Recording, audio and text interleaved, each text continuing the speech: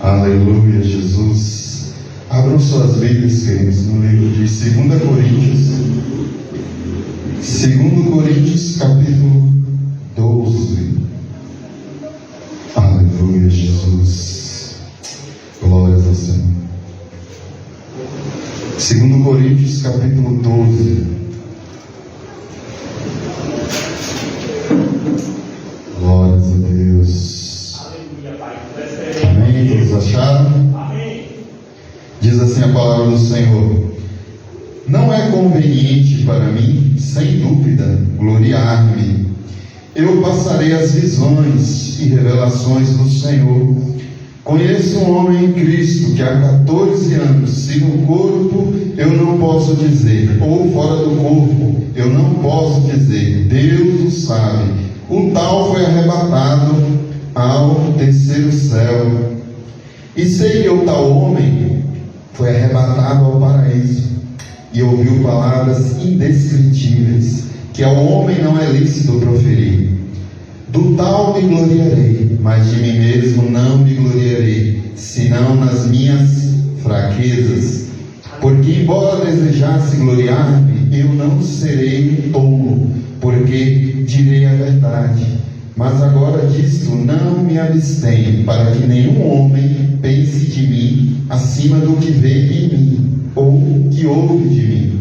E para que eu não me exaltasse acima da medida, pela abundância das revelações, foi-me dado um espinho na carne, um mensageiro de Satanás, para me esbofetear, para que eu não me exaltasse acima da medida. Por essa coisa eu supliquei ao Senhor 3 vezes, para que ela se afastasse de mim. E Ele disse: a minha graça é suficiente para ti, porque a minha força se aperfeiçoa na fraqueza. De boa maneira, pois, me gloriarei nas minhas fraquezas, para que o poder de Cristo habite em mim. Portanto, eu tenho prazer nas fraquezas, nas censuras, nas necessidades, nas perseguições, nas aflições, por amor de Cristo, porque quando eu sou fraco, então eu sou forte. Amém, igreja? Dá uma salva de palmas aí bem viva para o Senhor Jesus. Ele é toda honra, de toda adoração, de todo louvor. Aleluia. Hoje é uma palavra de bênção, igreja. É uma palavra de bênção, só a maior bênção. Você vai ver aqui o que é. Glórias a Deus. Então aqui, queridos, qual que era o contexto aqui? A segunda carta de Paulo aos Coríntios era a defesa de Paulo, do apostolado de Paulo. Por quê? Qual era a questão lá? Foram introduzidos falsos apóstolos, que Paulo até na continuação fala, ele fala esses super apóstolos. E aí aqueles apóstolos, falsos apóstolos, começaram a pregar na igreja contra Paulo, contra todas as doutrinas que Paulo já tinha pregado, meus queridos. Então imagina, Paulo que fundou a igreja de Coríntios, e depois esses outros devoradores estavam ali com o intuito mais de roubar daquela igreja. Aleluia. E Paulo alerta essa igreja sobre esses super apóstolos, sobre esses falsos apóstolos. Então aqui ele faz a defesa dele. E aqueles falsos apóstolos, eles falavam que Paulo sofria muito para ser um apóstolo. E Paulo aqui vai fazer a defesa dele. E aí ele começa aqui falando sobre o espinho na carne dele, né? E o que seria aquele espinho, né, igreja? Primeiramente vamos fazer um contexto aqui para tentar entender o que poderia ser esse espinho. Alguns teólogos creem que seria malária, que era uma doença daquele tempo lá, que era uma doença bem comum. Outros acham que eram pecados que Paulo não conseguia vencer. Outros teólogos acham que eram perseguições, até mesmo desses falsos apóstolos, de judeus e outras outras tantas perseguições que sofria. Outros acham que por esse espinho na carne seria porque ele não enxergava bem. Tanto é que ele, certa vez, isso foi comprovado, porque ele falou aos Gálatas: vejo grande letras vos escrevo. Então Paulo não enxergava bem. Então, de fato, nós não sabemos o que seria esse espinho na carne. Mas isso tem um propósito, né, igreja? No versículo 7, aqui fala sobre o propósito do espinho. E para que eu não me exaltasse. O propósito do espinho era para que Paulo não se ensoberbecesse, se exaltasse, se orgulhasse, se achasse melhor que os outros. E aí Paulo suplica a Deus, porque imagine, igreja, Paulo está sofrendo com esse espinho. Então quem sofre, quem é servo de Deus, vai orar ao Senhor. E ele fala que ele orou 3 vezes e falou: Pai, tira de mim esse espinho. E a resposta de Deus foi: não vou tirar seu espinho, Paulo. A minha graça te basta. A minha graça te basta. Só que aí, para muitos aí ficou sem resposta, né, igreja? Mas aí, se nós se aprofundarmos, entendermos a profundidade desse texto aqui, vamos entender que o bem que Deus fez a Paulo foi não tirar esse espinho, porque a graça só ia operar nele com o espinho. Entenda, Deus resiste aos soberbos. Deus não trabalha no orgulho. E para que a graça operasse na vida de Paulo, era necessário o espinho. Porque sem o espinho, Paulo ia se ensoberbecer, ia se exaltar, se vangloriar. Então perceba, igreja, que todos nós lutamos contra coisas. Não era o espinho, na verdade, o grande problema, era a vanglória. A vanglória que era o grande problema. E aí Deus, como solução para aquela alta exaltação, para aquele orgulho, Deus colocou esse espinho na vida de Paulo. Aí muitos se queixam: mas Deus permitiu isso? É o trabalhar do Senhor que muitos não compreendem. O agir invisível de Deus. Porque o diabo só tocou ali em Paulo como era um mensageiro de Satanás por permissão de Deus. Tudo o diabo só age na vida de qualquer pessoa por permissão de Deus. Só que na questão aqui é com propósito. O propósito era esse: não se orgulhar, não se vangloriar. Aleluia, Jesus. Louvado e agradecido o nome do Senhor. Quando falo de vanglória, eu sempre lembro de Nabucodonosor. Nabucodonosor era, os irmãos conhecem muito bem a história, no livro de Daniel. Aleluia. A grande glória de Nabucodonosor. E no capítulo 4 ali, fala que Nabucodonosor teve um sonho. Uma grande árvore cresceu e alcançou os céus, e viu os animais e repousavam, viu uns passarinhos e alinhavam-se ali, e viam, aleluia, todos os animais da terra descansavam e comiam daquela árvore. Isso era um sonho, Nabucodonosor estava sonhando, e de repente desceu um anjo do céu e falou: derruba essa árvore, porém deixe o seu topo por 7 tempos, e ele comerá capim. E aí Nabucodonosor ficou tentando saber qual o significado desse sonho na igreja. E naquele tempo tinha Daniel. Daniel interpretou o sonho de Nabucodonosor. E aí ele falou que aquela árvore era Nabucodonosor e que o Senhor ia tirar o reino dele por 7 tempos, até que ele reconhecesse que os céus que governam, e ele ia ficar humilhado no campo, comendo capim.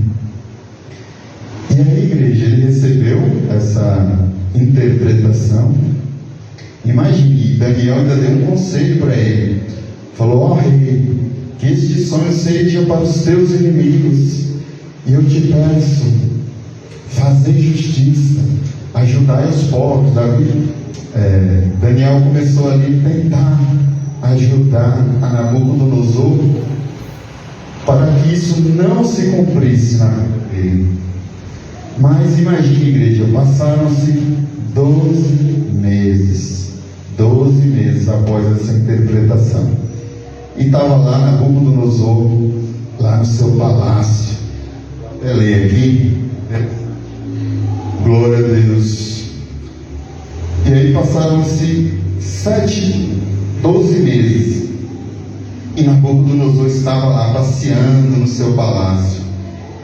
E aí o rei falou e disse: não é esta a grande Babilônia que eu construí para ser a casa do reino pela força do meu poder? Perceba, igreja, pela força do meu poder e para a honra da minha majestade. Olha a glória, olha o orgulho absurdo na vida dele. E enquanto a palavra estava na boca do rei, caiu uma voz do céu dizendo: ó rei Nabucodonosor, a ti se fala, o reino apartou de ti, e eles irão tirar-te de entre os homens, e tua habitação será com os animais do campo.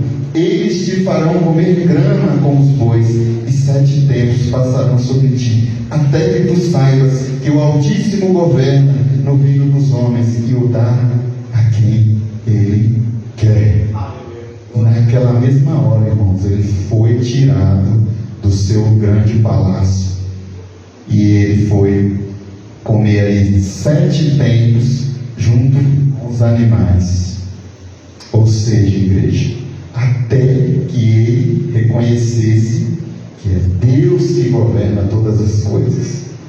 Todo o poder está nas mãos do Pai. É Ele que governa. Jesus falou certa vez que nenhuma autoridade é dada aqui na terra a não ser de Deus. A pessoa só pode subir, por exemplo, um presidente da república, ele só vai sentar na cadeira lá se o Senhor permitir. Não adianta, é difícil de nós entendermos isso. Ah, mas é o povo que elege. Não, só entra se Deus permitir. Tudo isso daí se chama soberania de Deus. Ele governa todas as coisas.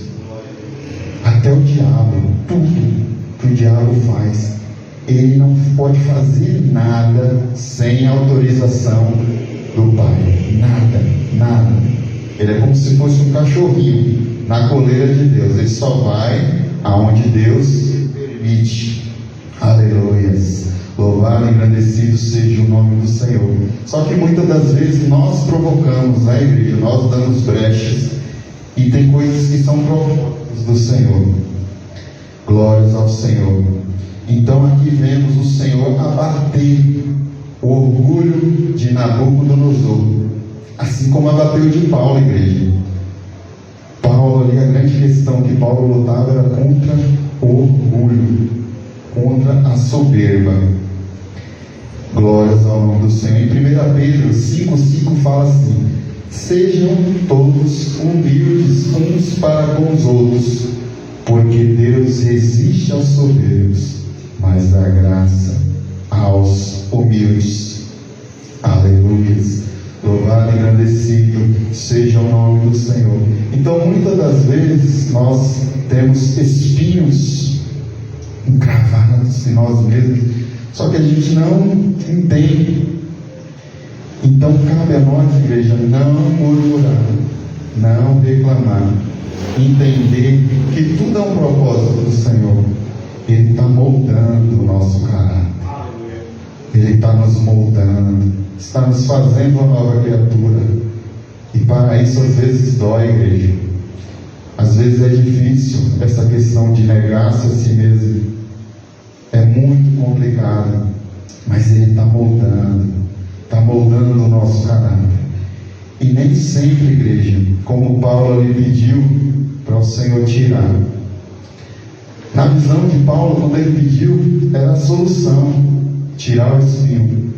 Mas na onisciência de Deus, na sabedoria do Pai, ele falou: não vou tirar a minha graça. É tudo que você precisa, Paulo. Somente a graça. A graça, Paulo, ela vai te consolar. Ela vai trabalhar de uma forma dentro de você que você vai suportar. Ela é o teu remédio. Aleluia. Louvado e engrandecido seja o nome do Senhor.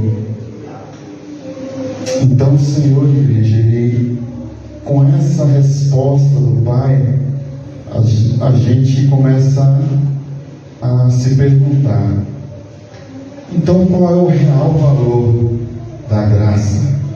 Será que sabemos dimensionar qual é o real valor da graça? Porque muitos leem isso daqui e falam: o ideal era Deus tirar o espinho. Mas Deus dá outra resposta. Assim como Ele deu para Jó uma resposta lá que aos olhares humanos as pessoas olham e falam: tadinho do Jó, estava lá todo com feridas, em luto, miserável, e Deus vai e faz aquele monte de pergunta para Jó. Só que no final, a igreja, Jó viu a majestade do Pai. Qual era o propósito de todo aquele sofrimento? Eu já preguei aqui sobre isso. Jó começou a se aproximar mais de Deus. Ele começou a falar: eu te conhecia só de ouvir falar. Só de ouvir falar assim, uma coisa lá longe. Agora os meus olhos te veem. Eu só posso ver aquilo que está próximo. Então Jó começou a ter mais intimidade com o Pai. Então, igreja, sobre a questão do valor da graça, qual é o real valor da graça? Para a gente entender mais a resposta de Deus para Paulo, entendemos o seguinte: a graça é a maior bênção, a maior riqueza que um ser humano pode adquirir aqui na terra. A maior riqueza. Jesus fala das verdadeiras riquezas lá em Apocalipse. Para muitos as riquezas mesmo, eles supervalorizam o que a gente pode ver, coisas materiais, coisas terrenas, coisas dessa vida. Mas a verdadeira riqueza é a graça de Deus. Sabe por quê? Porque ela que vai te levar para a vida eterna. Pense lá na história do rico e do Lázaro. Hoje eu estava meditando sobre essa parte da palavra. E o rico lá, em tormentos, pedindo: Pai Abraão, tenha misericórdia de mim, Senhor. Eu estou aqui nessas chamas, morrendo de sede. Pede para Lázaro molhar a pontinha do dedo e me dá pelo menos uma gota, porque eu estou morrendo de sede nessa chama. E Abraão: não, quem está daqui não pode passar para aí, e quem está daí não pode passar para cá. Aí ele falou: então fala para Lázaro ir lá na terra, porque eu tenho 5 irmãos que estão lá na terra. Fala para ele ir lá e falar para os meus irmãos para eles não virem para aqui. E Abraão falou: não, lá eles têm Moisés e os profetas. ou seja, a palavra. Se eles não creem na palavra, tão pouco eles vão crer mesmo que alguém ressuscite dos mortos. Então aí nós conseguimos dimensionar um pouco o valor da graça na igreja. Naquele momento rico, tenha certeza, ele daria tudo para voltar no tempo e abraçar a graça com todas as forças, mas era com todas as forças mesmo, com toda a dedicação, porque ele infelizmente, igreja, infelizmente, ele só percebeu isso depois da morte. Ele percebeu que a vida inteira dele, ele correu atrás do vento. A vida inteira dele foi uma vida fútil, uma vida que só valorizou o que é material. E qual é a prova disso, igreja? Se ele tivesse realmente a maior característica da pessoa que está salvo é o amor. Se realmente aquele homem fosse salvo e tivesse amor em seu coração, Lázaro não vivia ali, na porta ali, comendo das, para me fugir a palavra, das migalhas. Ele não comeria das migalhas, pelo contrário, se ele tivesse amor em seu coração, ele convidaria Lázaro para sentar-se à mesa com ele, mas ele não tinha compaixão de Lázaro, ele não tinha um pingo de amor. E aí está a questão, ele não tinha amor em seu coração. Essa era a maior evidência que ele não tinha a graça de Deus. Então, rico, ele daria tudo para voltar no tempo e ter isso que nós temos hoje, que às vezes muitos não valorizam. Certa vez eu vi uma pessoa na fila, aí se eu não me engano era assim o título das entrevistas, conte a bênção, se eu não me engano era isso. Aí as pessoas, qual é a bênção? Conte sua bênção, irmão. Eu ganhei um carro, não sei o que, não sei o que, não sei o que. Não estou dizendo que Deus não abençoe a igreja, mas preste atenção na história.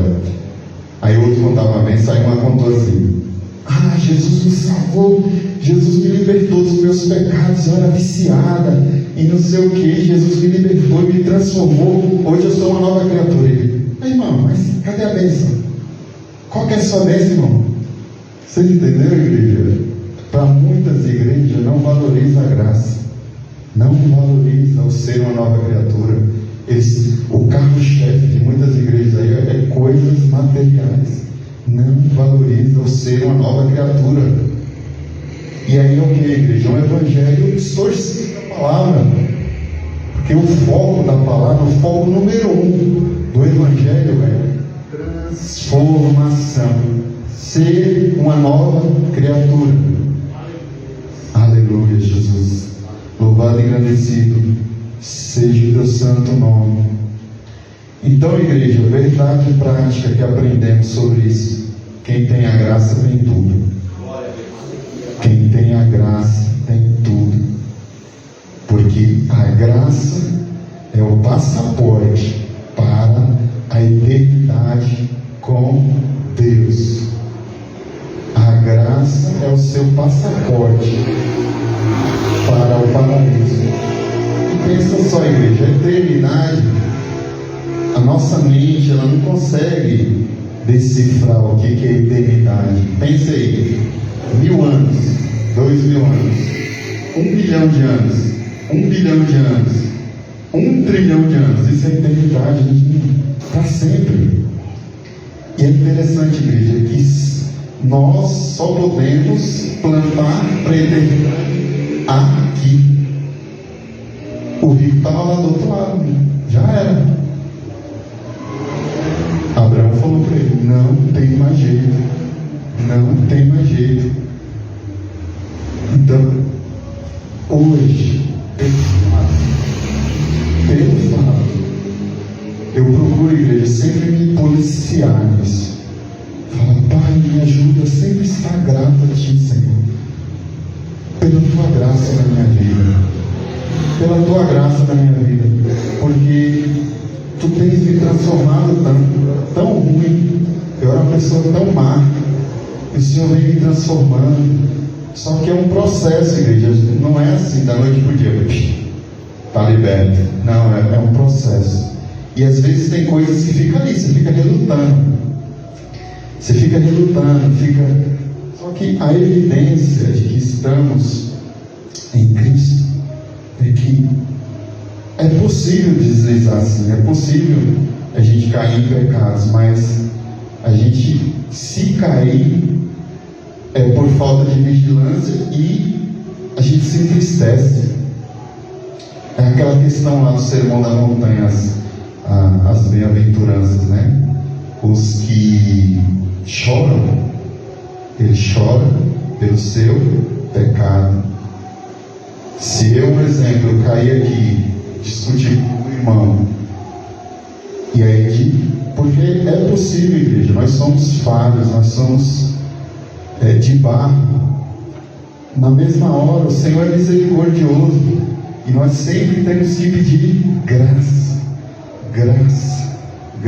para nos libertar de nós mesmos, daquilo que vem do coração procede os maus pensamentos, porque a nossa natureza é uma natureza caída. A humanidade é uma humanidade caída, e às vezes somos influenciados de várias formas, e às vezes caímos em coisas boas, mas o Senhor, Ele é um Deus misericordioso, e sempre está pronto a perdoar, sempre está pronto a nos lapidar, a nos transformar. Ele é o oleiro, nós somos o barro em suas mãos.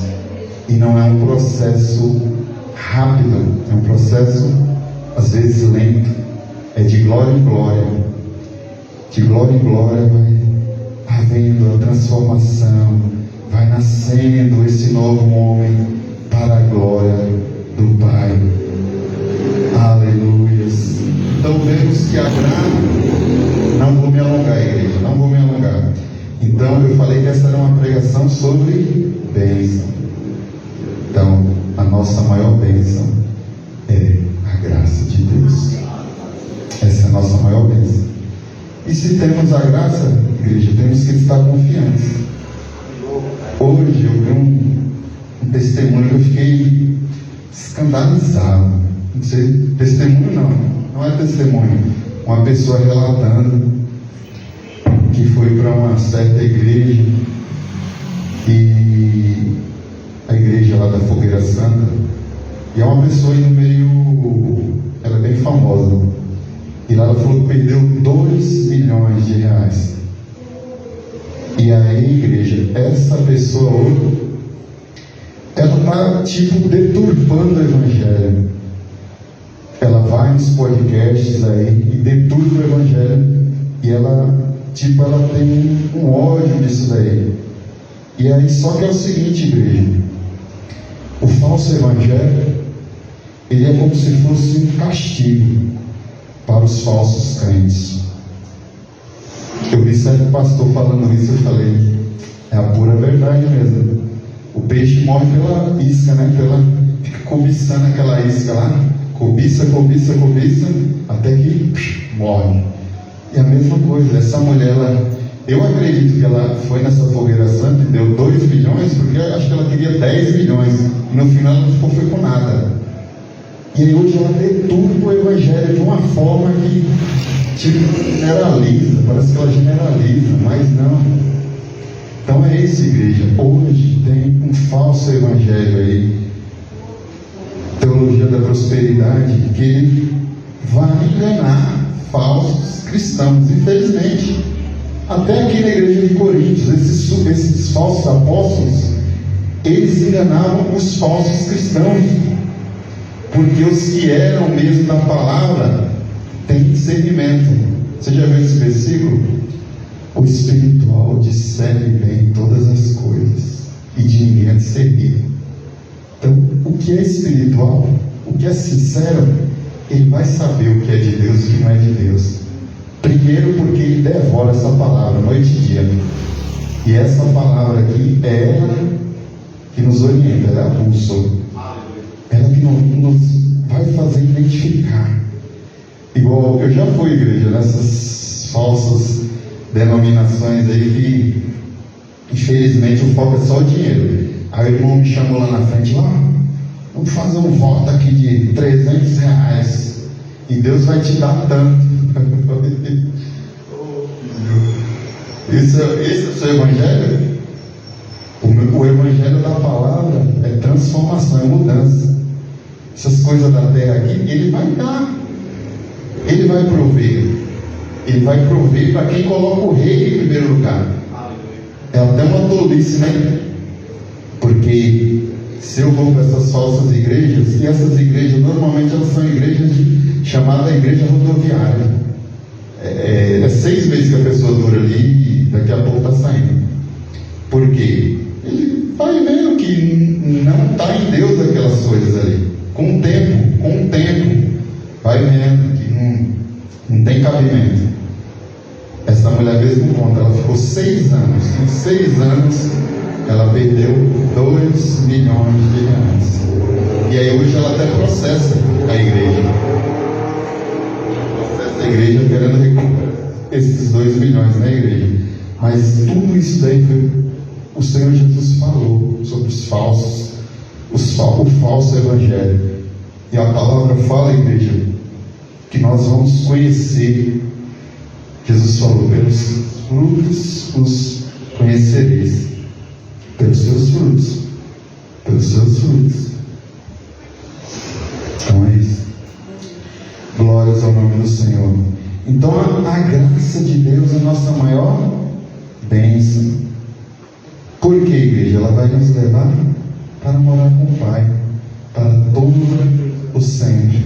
Eu gosto muito desse versículo. Fala assim, 1 Coríntios 2:9. As coisas que o olho não viu, o ouvido não ouviu e não subiram ao coração do homem, são as que Deus preparou para aqueles que o amam. Então aquilo que não, é como Paulo diz, né? São coisas inefáveis. Inefáveis são coisas que não se explicam. E aquilo que não subiu ao coração do homem, imagine, igreja, que coisa gloriosa será essa.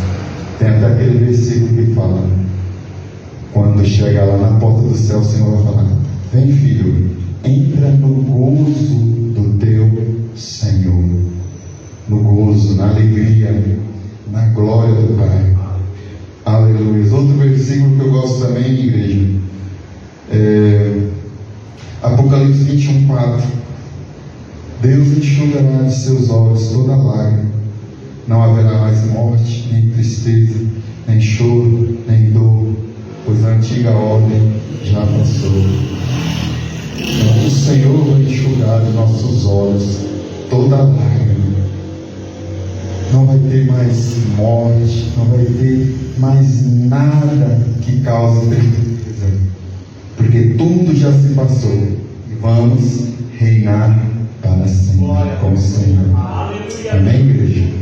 Até aqui, igreja, que o Senhor possa abençoar grandemente e cada dia nós venhamos valorizar mais o que é eterno, né, igreja? Às vezes nós colocamos valores no que é material, nas coisas dessa vida. Não estou dizendo que não temos que correr atrás disso, mas é uma questão de colocar cada coisa no seu devido lugar. O reino de Deus tem que ser em primeiro, prioridade. Se você colocar o reino em primeiro lugar, toda a ansiedade da sua alma vai baixar, e muito. Porque às vezes a ansiedade é porque estamos fora do propósito do Pai. Está tão preocupado com o que é terreno.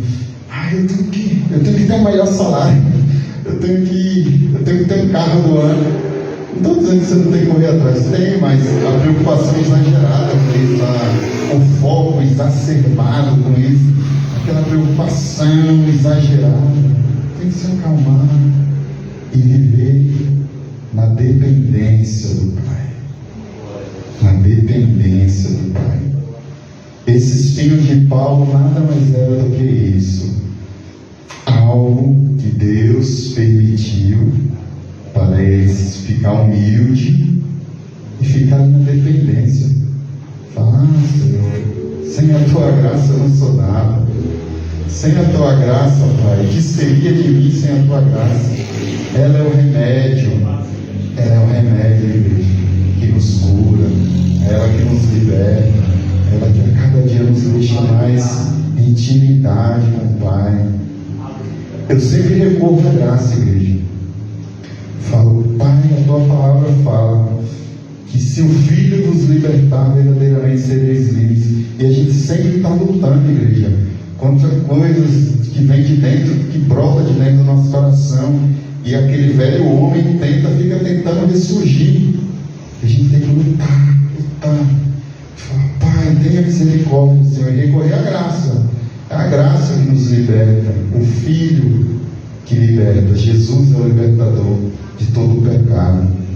E a graça é uma força capacitadora que nos faz ir além, que nos faz vencer pecados, que nos leva à vida eterna. Amém, igreja? Deus abençoe. Está passando por pastor.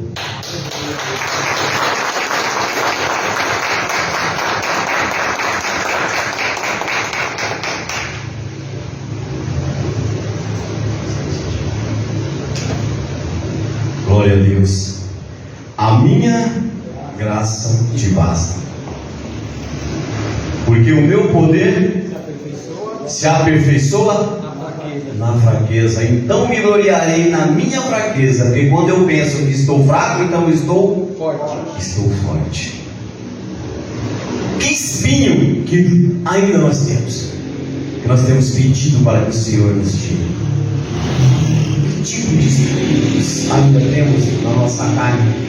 E muitas vezes o mensageiro de Satanás vem nos esbofetear para nos lembrarmos de onde nós saímos e onde hoje estamos. O mensageiro de Satanás ali que esbofeteava Paulo, não quer dizer que Paulo estava endemoniado. Isso era apenas uma igreja. Um camarada criado com toda a sabedoria aos pés de Gamaliel, que excedia em sabedoria todos os outros jovens da tua idade, conhecedor de todas as coisas, perseguidor do povo de Deus, depois passa a ser perseguido. Tinha muita coisa para se engrandecer. Hebreu de hebreu, dupla cidadania romana, tinha grandes coisas para se engrandecer, mas aquilo não deixava que o Paulo. O homem foi levado ao terceiro céu, sem como não ser, Deus o sabe. E ali foi mostrado, ele foi visto, ele viu coisas, grandes coisas inefáveis. Paulo não ousou dizer o que foi. Paulo não tinha como explicar o que foi que ele viu. Muitas vezes nós queremos algo tão grande, sendo que apenas a graça do Senhor nos basta. Esse favor imerecido é o que nos basta. Tem uma certa ilustração que diz que um certo homem, fugindo de uns malfeitores, ele entrou num beco, entrou em um caminho, em outro, e corre para cá, e corre para cá, chegou num beco sem saída, ele parou e começava a clamar: Senhor, envia os teus anjos, envia um exército de anjos, esses camaradas estão vindo ali, eles querem me matar, Senhor. Fechava o olho e orava fervorosamente, abriu os olhos para ver se viu um exército de anjos, ele via apenas uma pequena aranha tecendo a sua teia. E ele clamava, mas ouvindo a voz daqueles homens que estavam chegando perto, cada vez mais chegando perto, ele escondido, ele falava: Senhor, cadê os anjos, Pai? Olha, tem que estão vindo. Ele olhava e via apenas aquela aranha tecendo a sua simples e frágil teia. Quando aqueles malfeitores chegaram perto daquele caminho, um falou para o outro: vamos entrar aqui, quem sabe ele entrou. Aí o cara falou: entrou nada. Está vendo que aí tem até teia de aranha? Então, meu amado, nós pedimos Temos grandes coisas. E não precisou mais uma simples guerreira para proteger aquele homem. Olharam e falaram: não, se ele tivesse passado aí, a teia de aranha estava arrebentada. E o Senhor mandou apenas a aranha. Ele clamando que um exército. E o Senhor nos mostra que não precisamos de coisas dele. Precisamos apenas, como o Claudio disse, confiar. Precisamos apenas de confiar no Senhor. E será que tudo está na mão dele? Tudo está no tempo dele. A minha graça te basta, porque o meu poder se aperfeiçoa na fraqueza. E quando eu penso que estou fraco, aí é que eu estou forte. Vamos buscar a graça do Senhor. Como o Tiago disse, vamos buscar sim. O que é melhor assim ainda aqui. Mas não vamos nos apegar a isso. Não vamos nos apegar a isso, porque tudo isso vai ficar. O rico teve a sua porção aqui na terra do jeito que ele quis, o que ele buscou. Tudo aquilo que ele teve aqui não serviu para livrar do fogo consumidor. Lázaro, por sua vez, teve a sua porção totalmente diferente, mas alcançou a graça de Deus. Porque é pela graça que nós somos salvos. Você quer desse jeito? Pois então aplauda o Senhor. Porque assim o Senhor age na minha vida, na sua vida, na nossa vida, derramando a sua graça dia após dia. São livramentos que nós vemos aqui, ouvindo o testemunho. Que nós não entendemos, mas imaginamos, nem tudo é perda. Às vezes é livramento. Foi o que eu disse da outra vez. Eu não tenho barulho, eu não tenho movimento, mas eu tenho um milagre. Eu vejo o milagre, eu vivo o milagre. Vivemos o sobrenatural. Cada um que vem aqui pede uma oração e depois testemunha o que o Senhor fez, a mudança que o Senhor fez. Eu vi aqui uma vez, alguém falava assim: Senhor, o Senhor curou aquela pessoa lá. Eu vi o irmão falando, ela é pela minha mãe. Depois veio, foi mais ou menos assim, elas. Não precisamos de muito, não precisamos de muito. Precisamos apenas crer. Precisamos apenas crer e ver o que o Senhor faz para cada um. Domingo, se Deus nos permitir, estaremos aqui às 9 horas da manhã. Uma mesa posta, a qual não é nossa. É do pastor Rubier? Não. É da Igreja Batista Luz? Não. É de quem é essa mesa? Deus. Essa é a mesa do Senhor. Não vamos deixar de vir para ser. Vamos nos esforçar, ainda que esteja chovendo. Vamos cear. Não vamos cair no esquecimento, não vamos deixar cair na mesmice. Mas só mais um domingo. Muito pelo contrário.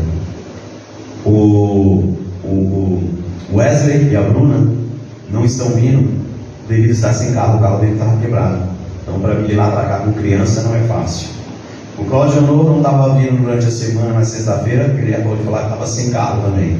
A Beth, provavelmente, coluna não está bem. E assim nós vamos caminhando. E o Senhor vai acrescentando a cada dia, da forma e maneira que Ele bem entender. Amém? Amém?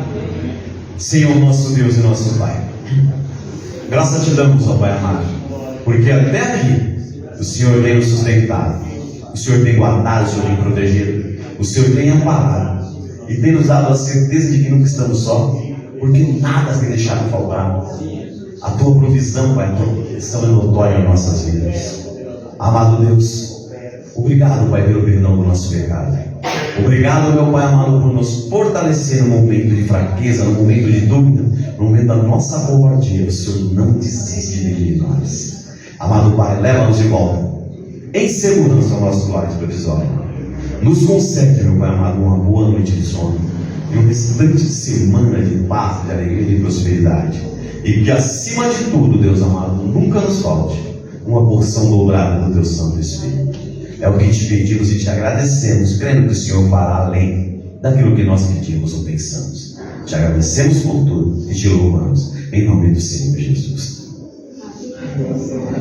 Que o amor de Deus, que excede a todo entendimento, possa guardar os nossos corações e levar cativo todo pensamento contrário e nos deixar cada dia mais firmes e fortes na Tua presença até a sua vida.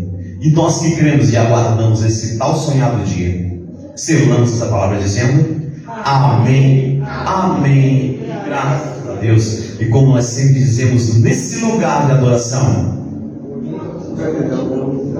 por gratidão, muito obrigado, Jesus. Muito obrigado, Jesus. E muito obrigado, Jesus. Diga mais vida, salva ao Senhor. Dá uma olhada para o Senhor e diga para o seu irmão, olha para o seu irmão e diga para ele: a graça do Senhor nos basta.